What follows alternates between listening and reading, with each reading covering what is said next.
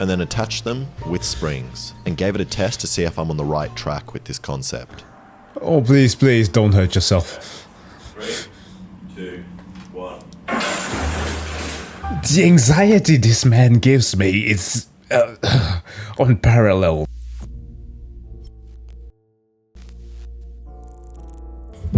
Hello everybody, Jack here. It's been a moment since we checked out some I Did a Thing, one of my favorite Australian inventors, and yeah, I'm back to checking out some stuff on him, this time dealing with forgotten car inventions. I cannot tell you the fear that I have with many people driving bigger cars nowadays.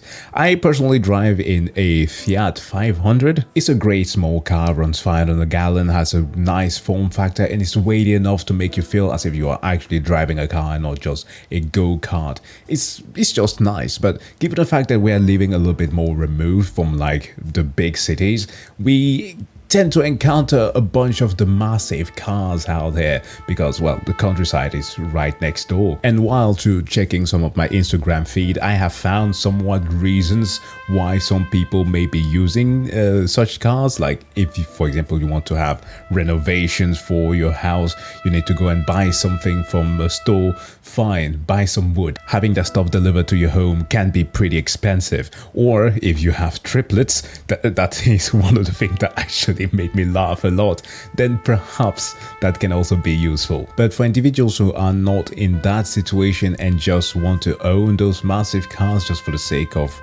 I don't know, having a big thing to ride in, it's just weird, it's dirty, and it can kind of get dangerous. But yeah, I imagine that this is why he's trying to make this ridiculous invention from like the early 30s. Yeah, I think I've seen some of those there in the past to see if it can save lives. So without further ado, let's jump into today's video. How you going? I just used this car to run over a whole family of children. But all of that could have been avoided if this car was just fitted with an old-fashioned invention that doesn't exist anymore.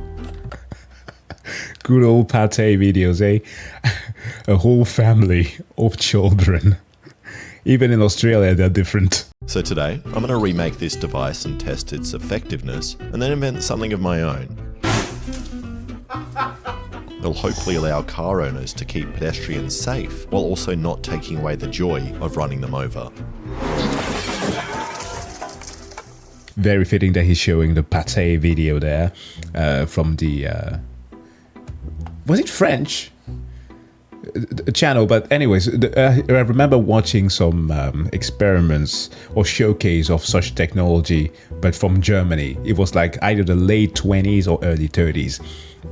There was one with a net that was hitting a man who had his back like slightly turned towards the car, for which, of course, the scenario is very scripted.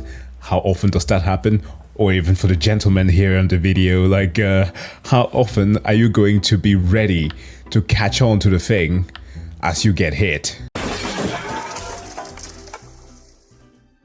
Now, looking at the history of vehicles in Australia, more people than ever are choosing to drive American-style pickups. Sales in June were up 85% on the same period last year. Workers remanufacture around 1,200 trucks a month. And these cars are bigger, heavier, less fuel efficient, and are just ruining the flow of roads. And with the marketing surrounding these trucks pushing the image that they are essential vehicles for a strong, modern, manly man that loves to drive on a dirt road once a year, it's no wonder insecure dickheads keep buying these giant American-style utes. Like me, when I bought this stupid thing. And with even more powerful engines resulting in even longer braking times, it's almost like they are trying to produce death machines, which might actually be their agenda. Because if you buy a big car that's more likely to injure people in small cars, the people in small cars then want to get a bigger car to stop you killing them. And then it turns into an arms race to buy bigger and bigger vehicles, and this cycle continues until everyone is just driving an M1 Abrahams. Yo, do not give them any ideas. You know that you have some brothers out there in the US being like, there are no restrictions for that in the traffic laws. Order it up, dude. Order it up, dude. And then dude bro's neighbors is watching him going like, I ain't about to let that sort of bitch R. Abrams me. Hey, Marianne, Order 2 Abrams. Yes, I don't care about the loan. It's an Avengers level threat. It's so dangerous. And the stats on pedestrian vehicle deaths are pretty shocking. If you own a ute like this, you are 80% more likely than any other driver to hit a pedestrian. And when you do hit someone, you are 50% more likely to kill them. But why? And maybe you think it's because they are heavier, faster, or that because the owners are more likely to be wankers. And these are all true, but the biggest factor is actually the grille height. When I've run over a family of children in a normal car with a low grille, you typically hit them in the legs, then throw them up onto the bonnet, distributing a lot of the energy. But with cars like this that have a grille height of 1.2 meters, unless I am running over Yao Ming, most people, especially children, are going to take the full impact straight into their vital organs. Also, because you're higher, you can't even see if a child walks in front of your car, which this lady nicely demonstrates by running over 8 children. And this is happening more and more, and people with higher grills are way more likely to run over their own children. So my device is going to have to stop this. And it's not just that. Like, let's do a little bit of math here, or physics, to explain the thing with the energy. So in a conventional vehicle, right, like 80% of the energy produced by it is in the form of heat alone to make the engine moving. About 20% of that energy remains in the form of the movement itself. Now, in a normal road, I wouldn't say like let's take an example of a 2-ton car moving at like 50 kilometers an hour. That's like generally what you will have in a residential area, depending on where you live. But if we calculate the kinetic energy, in English, remembering that so that I don't write things in Danish, which formula is 1/2 the mass times velocity squared. And then we put in our variables, which will be a car of 2 tons, so 2,000 kilograms. And we are going to say that the velocity is going to be 50 kilometers per hour, which is about 37 miles per hour. No, 31 miles per hour, sorry. That would be 60. And then we ask it to simplify our energy, because if we don't, I know that it's going to spew out a bunch of units that we don't need.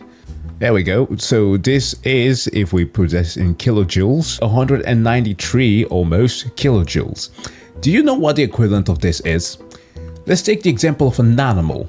An elephant, if we take the potential energy for a moment. Potential energy is equal to mass times g times h. Oh, what the fuck? And we're going to call this M1 because obviously it's a different mass. And let's say a freaking elephant, okay? An elephant is about... African elephants are 4 tons, so 4,000 kilograms. And g is of course our gravitational acceleration, that's 9.82 meters per second. And let's say we are dropping an elephant from a height of like 5 meters, okay? So 5 meters. I think this amounts to about the same thing. Bam! So, so in other words, being struck with a conventional car, which 20% of the energy alone is from the movement, moving at 50 kilometers an hour, conventional speed on an occupied road with pedestrian and stuff perhaps crossing the road, is the equivalent of having an African elephant dropped on you from a 5-meter height. Now, if you've ever wondered, it's not a stupid question I have sometimes had as a substitute teacher. I have to explain that to teens or younger kids who are wondering why it is that cars actually have to deform. It's obviously because we want to decelerate the acceleration to make it so that the impact is distributed enough and so that you don't get hurt. If the car is rigid, too rigid, that is, the energy is going to be transferred to something that is deformable, that most likely being you or the person that is hit. So when the grille is too high, the energy of that 4-ton elephant is no longer just hitting you and the car, but slowly on you facing the ground. So yeah, if that wasn't made frightening enough, hopefully the numbers kind of explain something to you.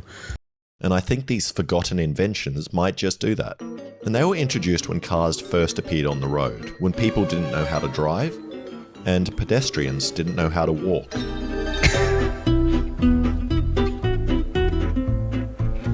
bro.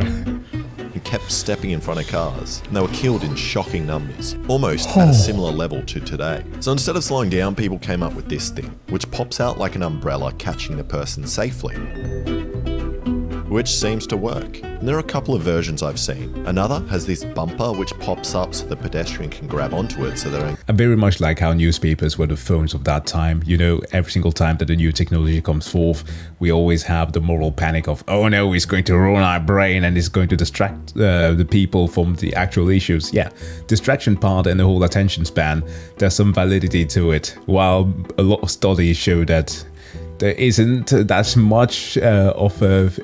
there needn't be any fear-mongering for how we learn and stuff like that, but just knowing that every single generation have a thing that distracted them from what they might have wanted to do instead, it's always hilarious. And this time, of course, that being newspapers. Get flung onto the road, or this one with a net. And that man definitely has a concussion. But I'm going to go with the umbrella version, as that man seemed the least hurt. And that way, when I do hit you, you'll be placed gently inside this soft hammock, and then I can just apologize and drive you to work. Alright, the first thing I need to do is figure out how to get it to pop out quickly. And I don't have a plan, so I'm just going to start welding pieces of metal together and see where I end up. And I've actually had some of you comment on videos when I'm welding, asking...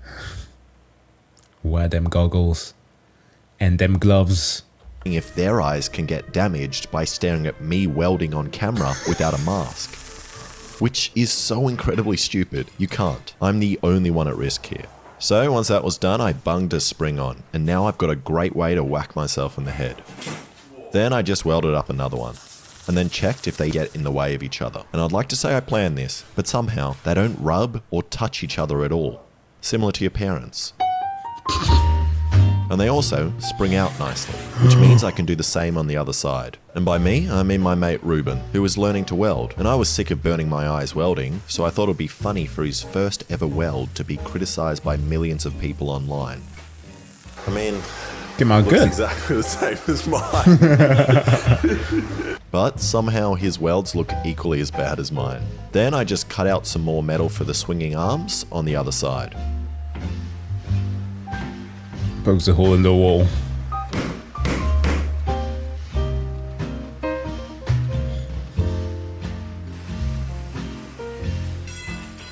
And then attached them with springs and gave it a test to see if I'm on the right track with this concept. Oh, please, please, don't hurt yourself. 3, 2, 1. The anxiety this man gives me is unparalleled. I too like to live dangerously. Maybe not so much. I work so well. And that looks pretty great.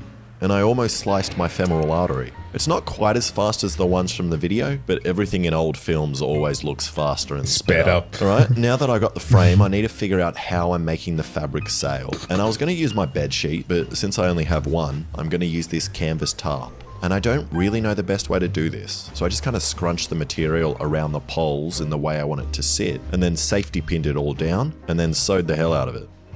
And for this I'm using a specific sewing technique for thick materials called the whipping ratchet stitch. And if you haven't heard of that, don't worry, I just made it up.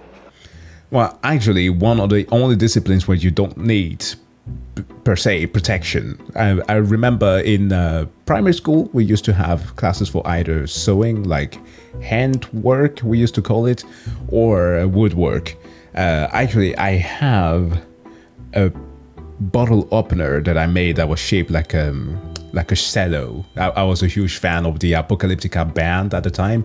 Kind of still am. I just don't listen to a lot of their music. Well, I did make a cello one. But when I attended handwork, as we call it, with sewing classes, it was a lot of fun, and I actually hated wearing protective things for our fingers. Working on a machine like this or doing it by hand felt a lot more pleasant. And this is the first one I sewed, which looks pretty good. But then someone must have snuck in at night while I was sleeping and sewed the rest, as they got progressively worse and worse. But I think they should still be strong enough. Also, while I was attaching the fabric, I found another thing I need to work out. If I drive into someone with this current setup, it won't do anything, as the poles will just collapse down, failing to stop the pedestrian from hitting the car. And at first I considered making a ratchet on each arm so it locks their arms in place wherever they stop. But after I destroyed every spanner in my house, I realized this was way too much work and that it might not even support the load. But then I spotted the perfect thing in my garage. Oh, door hinges. The locking mechanism. This door. With this spring-loaded latch. And luckily, I don't need to destroy my door to access this technology. Latches, yeah. And I just bought some of these gate locks, which I ground into a bevel and welded on. And now, when the arm swings out, it passes over this side of the bolt, pushing it down, and then it pops up, locking the arm into place. So I just welded 3 more into place.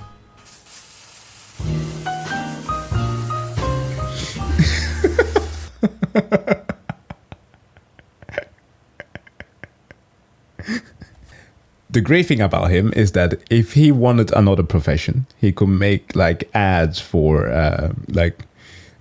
family ads, like for I don't know, fertility, if that's what you want to call it, like sex ads. Like, no, you don't need to wear protection at all. Dude gets progressively more naked. And once I put the fabric back on, I was about to jump into it to see if it can hold my weight, but realized another thing I've done wrong. I stupidly left the end of the pole sharp, which is just going to rip through the canvas. So I put duct tape on the end and then cut out these little tabs to clamp the sheet down with, which should increase the surface area of the attachment points. You could round it as well. It should be done, but I'm still not going to test it with my body weight, as I'd prefer that if it breaks and goes catastrophically wrong, that it happens on the car at speed. Okay, next I need to make the release mechanism. And to do that, I'm going to use my new favorite thing, these quick release things, which will allow me to open this without running away and slicing an artery. And my idea is to use this elastic, which will wrap around the poles and the fabric, and then when I pull the string... Please work. 3, 2, 1. Nice. One is... Lock. This has never happened to me before. First try. Right, hopefully that still works while there is a sheet on it with air resistance pushing up against it. But before I go any further, I want to tell you about the sponsor of the video, Odoo. Odoo is an all-in-one management software that provides entrepreneurs like me and you with a range of applications to make day-to-day management of their business way easier, including invoicing, accounting, website creation, and more. It's all here just in one place. And you can start off using the apps that your business requires. Let's say I want to make an e-commerce store to sell amazing American cars. All I have to do is follow 4 simple steps, starting with choosing online store for manufacturer business, then choosing one of the color palettes, adding the pages and features I want, and last step, getting a beautiful theme from these 3 options. Odoo Website Builder uses AI to build you a beautiful online store that's ready to customize. And you get all this for free since your first Odoo application is free for life with unlimited hosting and support. They also offer free personalized domain name for 1 year. It's so easy to create your online store and you don't need ididafing.com. Let's say I want to sell accessories for cars. I just click on new at top right, type the product name, and let's say I'm selling alloy wheels for $70 and done. Now I can just drag and drop blocks to make this page more appealing, add images and the description of the product. So go check out my link in the description to get started for free with Odoo today. Okay, that's done. Now I need to work out how I'm attaching it to my car, which probably should have been my first step. But lucky for me, the car has these hooks underneath, which I think are there to pull the car off pedestrians when it runs them over. And I'm going to use them.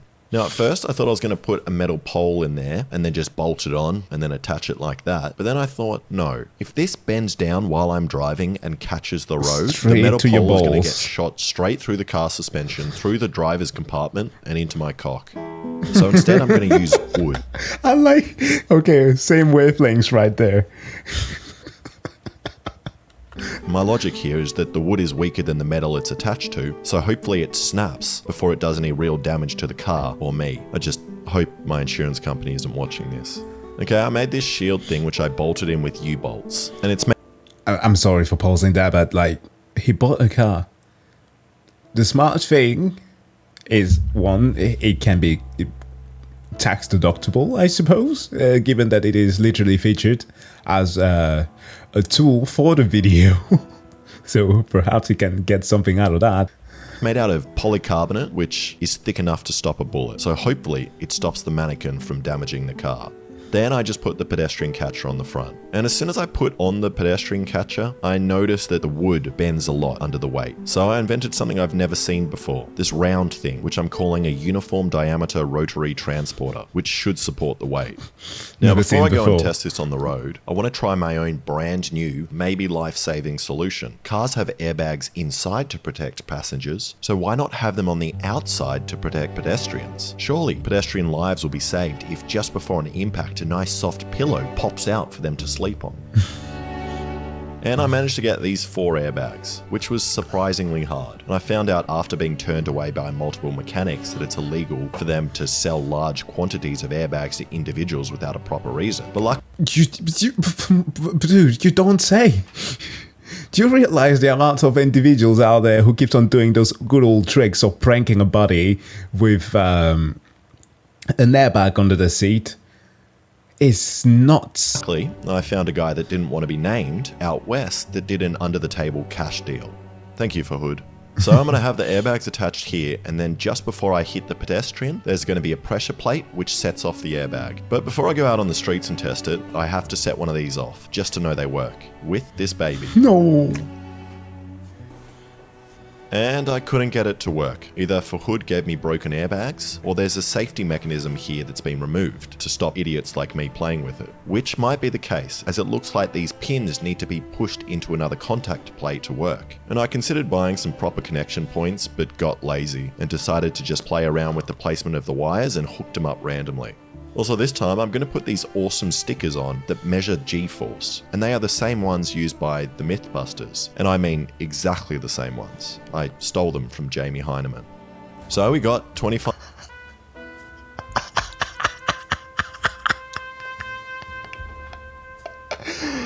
Oh my god, my dude made it to Mythbusters. That's awesome. That's so cool. But yeah, immediately stole from them. 5 Gs, 50 Gs and 100 Gs. And generally, 100 Gs is fatal. 3, 2, 1. Straight into the pool. Wait, did the baby's head come off? Yeah. Looks like it. That's not you. And I guess that's why the government restricts babies from driving cars. So it's time to test all of this out, and I need somewhere with a long road and no one around. And luckily, one of my subscribers is a hoon, and he told me about an abandoned highway which they may or may not use for drag racing, which is perfect for this test. Except on the way in, we set off an alarm. So we probably got an hour or two until the cops turn up. So we tried to be quick and attach the shield first and then the tyres. What do you think's gonna happen? I think it's going to shatter. What's happening?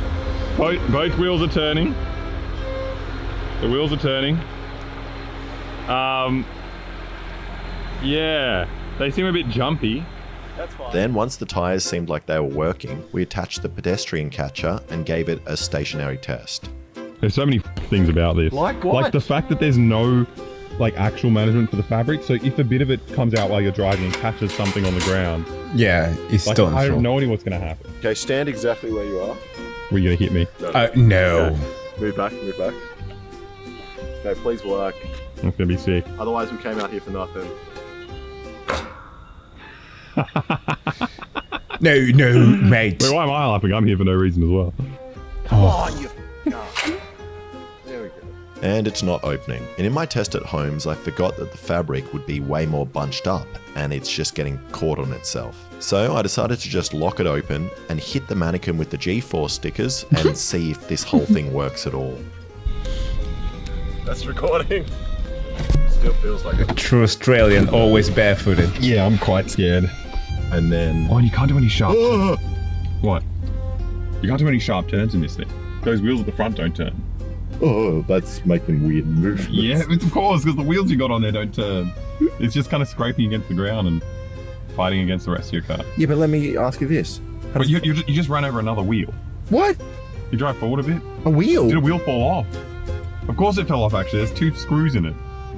There's a wheel on the road. I ran over a wheel? Yeah, one of the wheels, both wheels fell off. How did you not lock him up? Just gone. Mate. Like, you drove like 2 centimeters an hour. How did he not screw them in? What's that weird noise? It's me driving. Alex, you know what? I think the wheels are gonna work. Yeah, I think it's a good idea. Well, This is fine. This is fine. let's do it. What's the Look worst? how much that's hanging down. If that catches, we're... You were getting impaled. No, we're not getting impaled. Okay, let's do this. Well, that's the only thing that's going to break. That's a good bunch of omen. mannequins in the back. That's the only thing that's going to break today. Yeah, you film forward. Okay. Yep. I'll send to you after the fact. Ready, set. So what are you doing? I think you're going to go 50 Ks. Oh!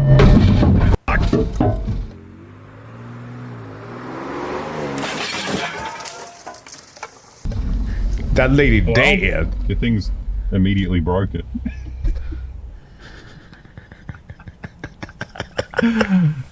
Ay. Wait, how did the music just turn Why is it immediately broken? What does that smell? The music just randomly play. It's perfect. It's perfect. Ruin my car. I mean, the mannequins disappeared. It's Shut up. No. That's the mannequin. Oh wait, something's leaking. I've done some serious damage to my car. Oh, Look onto the car. Oh, the fluid. The fluid is perfect. The fact that it's red is making it feel as if they actually killed the mannequin. oh no! Oh, What for the fuck's sake, Holy mate. Some red stuff's coming out. What, are you gonna drink it? That's the coolant. Okay. Wait. Straight. Well, I've we up. Holy. Wait, what usually is it that makes the coolant red instead of blue? Like, blue is for iron engines, and yeah, the other one is for aluminium. Okay, yeah. Red is aluminium. Okay. Probably this. Why did I let Ruben film some of the welds? Nothing could go I wrong. thought that would be funny. The first time weld. Well, what happened to the dummy? Let's just finish the experiment. 100 Gs, dead. Yep. 25 Gs, dead. My car. Dead. And we thought it might have been Ruben's first time weld that had snapped and punctured the car, but after finding the mannequin leg covered in blood, it was definitely my fault. Oh, Wait, it's covered in fuck. coolant. It looks like blood. And the mannequin stand bounced underneath the car, and you can even see it lifts the car up, puncturing something important and denting the frame. Yeah, as it also goes to show, you can even damage your car when you're doing that. So it's not like you are safe in a bigger vehicle. What else is there? Look at that indent in the frame. And after chatting to Ruben on the phone, we figured out that it was the transmission, and all the useful fluid it needs to survive was gone. Is the fluid like water or is it like a bit viscous? It's a bit viscous. Yeah, I'd say it's probably power steering fluid or like transmission, but your transmission would Gotta be fast. in metal, so Transmission would be the gears if I just don't change. Is that the What? gears? No, you can't drive home in first. No, I'm not going to drive home. I'll drive it out of here and then we'll have to get Ubers home, Alexa. Yeah. Now, we pretty quickly worked out that we were not driving out of here, even if we wanted to, as there was no more liquid left in the transmission and the car was locked in park. Okay. That's not a good noise. It's on. Service vehicle shift malfunction. Service required. Well, you've got the service button, which is like a very low drama way of saying you destroyed your car. I think maybe it's a coincidence, and maybe my car's just due for a service. Oh yeah. Went straight back Wait, to we have park. to walk all the way back. The worst. Worst possible. I mean, the worst possible thing is but we die. we die. Yeah. Yeah. This is probably almost the same. Or we just have to walk a long way, which is kind of like going to heaven. Yeah. Yes. Man, this sucks. Imagine having to explain that then to the company that's going to fix it. Why do we have all those mannequins in the trunk? Experiments. And after a long 30-minute walk talking to 12 different mechanics that were all trying to palm the job onto someone else, made more complicated by the fact that I didn't want to tell them that I had purposely driven into a metal spike. I have had something shot up and pierce my transmission fluid pan. We finally managed to get in touch with a tow truck that would be there in 3 hours. Hey, my Uber's here, see you later. And while Alexa was driving away, I couldn't help but feel disappointed. Firstly, because my device failed so easily, but mostly that I didn't get to let off the airbags, which I was so excited to do. But as if on cue, a cop showed up and did a lap of the road we were just on, making me feel a whole lot better about not illegally letting off a bunch of airbags down there. Then eventually the tow truck pulled up and pulled my bleeding car filled with dismembered mannequins and explosives to the mechanic. You may also be thinking that I just wasted the last month creating the most useless thing I've ever made. But I would argue that in a way, it was actually very successful. And I exceeded my wildest dreams of what was possible. And I created the most successful pedestrian catcher ever. A device capable of completely destroying a 2.5-ton car in seconds. And if everyone just walked around with a mannequin stand on them at all times, there would be no big cars left on the road and the world would be a pedestrian utopia. Thank you so much for watching. If you like that, please subscribe and check out some of my other videos. The irony of becoming the thing that you wanted to protect.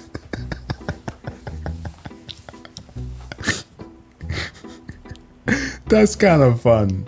Okay, that's kind of fun. I'm very happy for him that this video is making some numbers because he's definitely going to need the money to repair this damn thing. The effort that is put there to just make a, well, perhaps not intentionally, but ends up in like a 15-second long joke. It's glorious. It's wonderful. Guys, thank you so much for checking this out. As always, please do make sure to go and subscribe and especially like this very video on his channel. And of course, if you like this reaction, don't forget to hit that like button. And I wish you all to have a wonderful day, drive safe, and see you guys in the next one. Bye.